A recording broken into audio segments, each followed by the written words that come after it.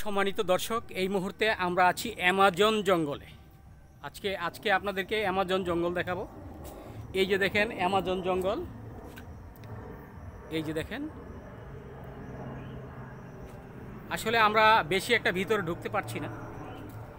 এই যে দেখেন, আমরা বেশি একটা ভিতরে ঢোকার কোনো সুযোগ নেই, কারণ এখানে এই আক্রমণাত্মক কোনো পশু পাখি থাকতে পারে।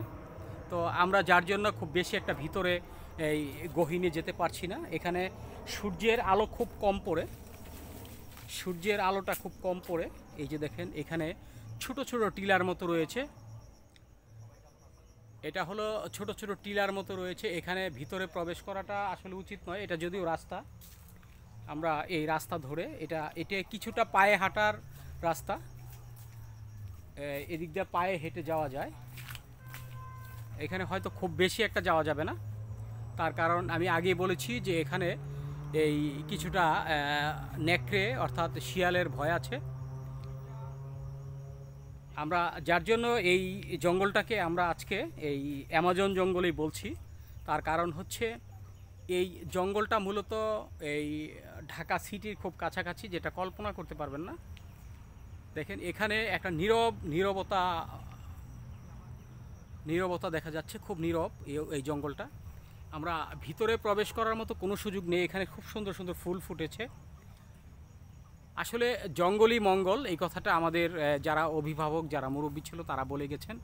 এই যে দেখেন, এখানে বেশ বৃক্ষের এত ঘন, বৃক্ষগুলো এত ঘন যে এটার ভিতরে প্রবেশ করাটা অনেকটা কঠিন।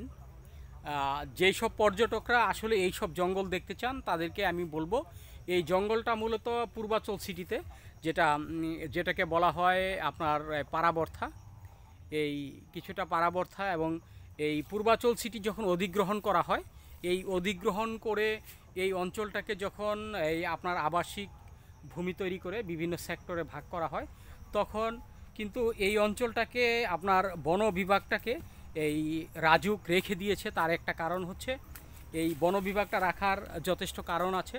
সেই কারণটা হচ্ছে যে এই বন বিভাগটাকে সংরক্ষিত করা হয়েছে। সংরক্ষিত করার কারণে এই বন বিভাগে আসলে কাউকে ঢুকতে দেওয়া হয় না।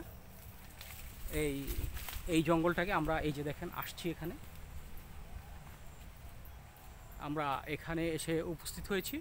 আসলে আমার খুব ভয় ভয় করছে যে এখানে আসলে কি পরিমাণ শিয়াল কিংবা অন্যান্য জীবজন্তু আছে এটা আমি জানি না, কিন্তু আমরা আপনাদেরকে এই বন বিভাগটা দেখাতে চাচ্ছি। এই যে দেখেন, আমরা আপনাদেরকে এই বন বিভাগে নিয়ে আসলাম। এখানে খুব ঘন জঙ্গল, যে জঙ্গলটাকে আসলে আমরা আবিষ্কার করাটা অনেক কঠিন হয়ে পড়ে। আমরা ভিতরের দিকে যদি দেখাই তাহলে আপনারা দেখবেন যে আসলে খুব ভিতরে একেবারে গহীন একটি জঙ্গল। আর এটা হলো হয়তো কোনো পথিক, সেটা যেহেতু এই অঞ্চলটা অল্প কিছুদিন ধরে অধিগ্রহণ করা হয়েছে, যার জন্য হয়তো এক সময় পথিকরা এই পথেই চলাফেরা করতো কিংবা হেঁটে এই এলাকা থেকে অন্য এলাকায় যেত। যার কারণে এই বিভিন্ন রাস্তার একটা ম্যাপ রয়েছে, পায়ে হাঁটার একটা মেঠু পথ রয়েছে। এই মেঠু পথ দিয়েই আমরা এই কিছু দূর এগিয়ে যাচ্ছি। আমরা দেখাচ্ছি আপনাদেরকে।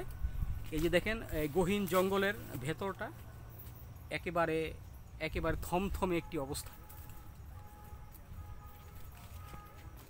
এই যে দেখেন, ভিতরে একেবারে থমথমে, কোথাও কিচ্ছু নেই মনে হয়। অথচ সন্ধ্যা হলে এখান দিয়ে শত শত শেয়াল এবং বন্য প্রাণী এখান দিয়ে বের হয়, এই রাস্তায় বের হয়ে আসে।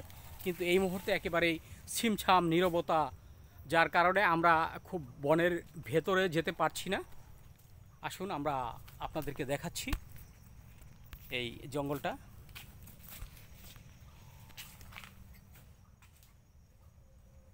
কত দূর যাওয়া যায়? অনেক দূর যাওয়া যায়। আচ্ছা, অনেক দূর যাওয়া গেলে একটু ক্যামেরা